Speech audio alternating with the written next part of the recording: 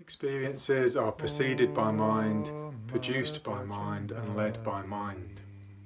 If one speaks or acts with an impure mind, suffering follows, even as the wheel of the cart follows the hoof of the ox. So this, for me, is the most essential verse of Dharma. It contains really the whole of the rest of the Dharma. So it's a verse of Dharma I try and live by and have taken into heart. It's the first verse of the Dhammapada. And the principle of it, the meaning of it is that everything we experience, every moment of our experience is produced by our mind. It's mind-made, mind-led.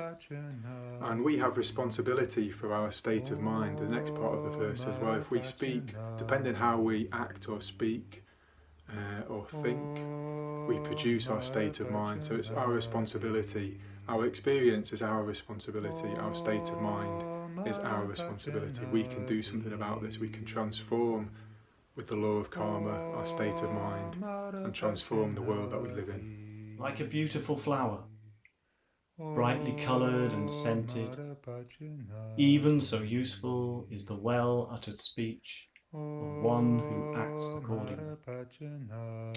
This is from the flowers section of the Dhammapada, and I'm really inspired by it currently because at the moment there's an abundance of flowers in the world, but of course they've not all got a sweet fragrance, so consequently they won't all attract the bee, they won't all pollinate, and they won't flourish and grow without the scent.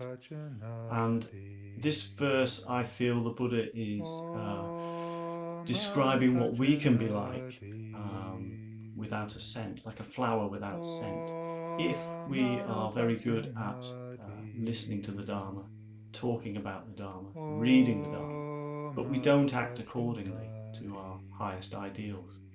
And what we need to do, I feel he is saying to us, is to take on the Dharma into the very depths of our consciousness, to the very fibre of our being, so that when we do impart well-uttered speech, then it is of the true fragrance.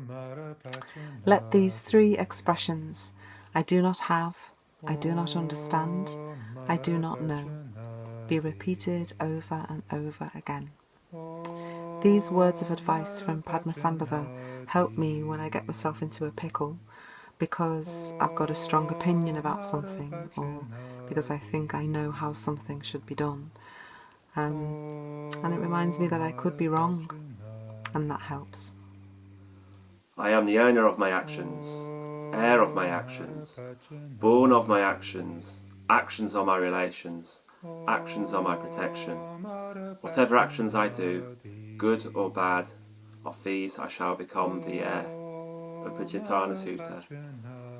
It reminds me that I'm the architect of my experience, which I can cultivate through right thoughts and right emotions, and make it a Dharma good one.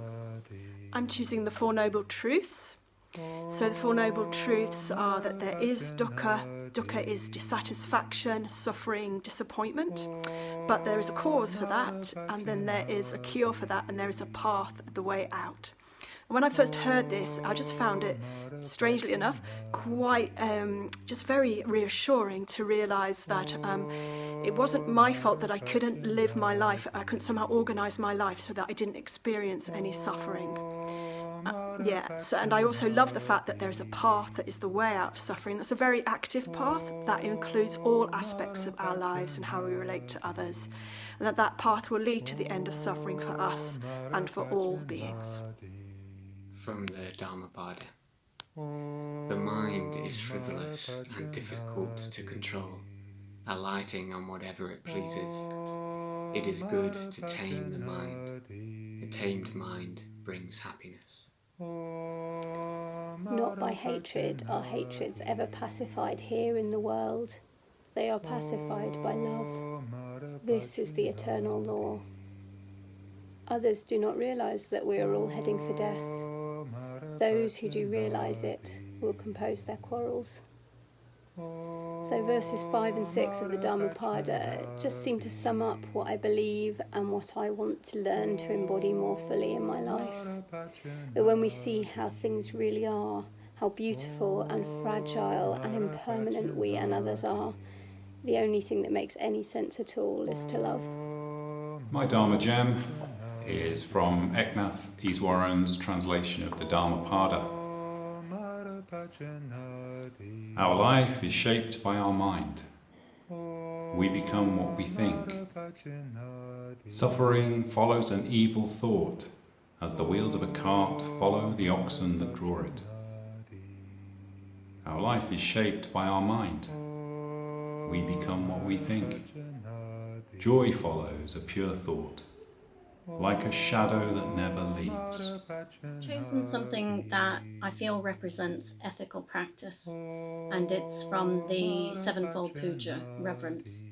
We reverence the Dharma and aspire to follow it, with body, speech and mind until the end, the truth in all its aspects, the path in all its stages. For me, ethical practice is a strong reminder, a tangible reminder of what it is I'm trying to do with my life and how I can interact with others in the world in a positive way.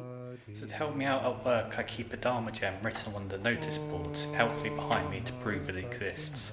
It's guidance from the Buddha about what we should consider before we speak. So, the Buddha says, I should ask if something is factual or true, if it's helpful or beneficial, spoken with goodwill and intention, something they can hear, and timely. A lot of the time for me it's an aspiration rather than what I achieve, but it's a pretty awesome aspiration. One of my favourite bits of Dharma is from the Bodhicharya Vatara, and it's, if we see a friend or an enemy behaving badly, we should remember that their behaviour is caused by conditions and not allow it to disturb our happy state of mind. And so the reason I like this is because it comes from such a forgiving and an understanding place. And that's really kind and expansive for both parties. Mindfulness is the way to the deathless, unmindfulness the way to death. Those who are mindful do not die, the unmindful are already dead. From the Dhammapada. One of my favourite Dharma gems is from the Dhammapada. Not by hatred are hatreds ever pacified here. They are pacified by love. This is the eternal law. And I really love this passage because it reminds me that love is all that I need to be in the world, and it's going to be what helps the world and what helps everybody is love, is reacting to hatred and anger with love. It's the only way, and it feels really true.